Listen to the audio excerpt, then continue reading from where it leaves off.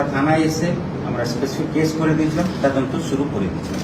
তদন্ত শুরু করার পরে আমাদের টেকনিক্যাল এভিডেন্সেস অ্যান্ড তারপর আমাদের ইন্টেলিজেন্স অ্যান্ড অনেকগুলো সোর্সেস থেকে আমরা পেয়েছিলাম যে নারায়ণ হালদার, বাবার নামটা ভূপতি হালদার, এর ভিতরে ইনভলভ হয়েছিল বলে আমরা তারপরে রাত্রি একটা বড় টিম গ্রামে পাঠিয়েছিলাম। গ্রামে পাঠিয়ে রেড করে আমরা নারায়ণ হালদারকে আমরা গ্রেফতার করে দিয়েছিলাম। গ্রেফতার করার পরে থানাতে নিয়ে এসে আমরা কন্টিনিউসলি জিজ্ঞাসাবাদ করেছিলাম।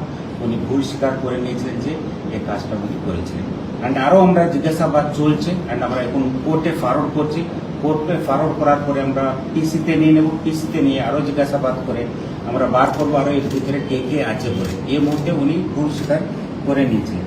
ট্রাঙ্কেন কন্ডিশন ছিল, মধ্য ব্যবস্থাতে মূর্তিটা ভেঙে দিয়েছে বলে মা পবিত্রতা আমাদের সর্বোচ্চ অগ্রাধিকার। আমরা যা করেছি মা কালীর সম্মান এবং পবিত্রতা রক্ষা করার জন্য করেছি। যারা এ নিয়ে বিভেদ ছড়ানোর চেষ্টা করবেন তাদের কাছে আমার একটাই অনুরোধ, মা কালী আমাদের রক্ষা করেন, আমাদের আলো দেখেন, তিনি অবতারিণী।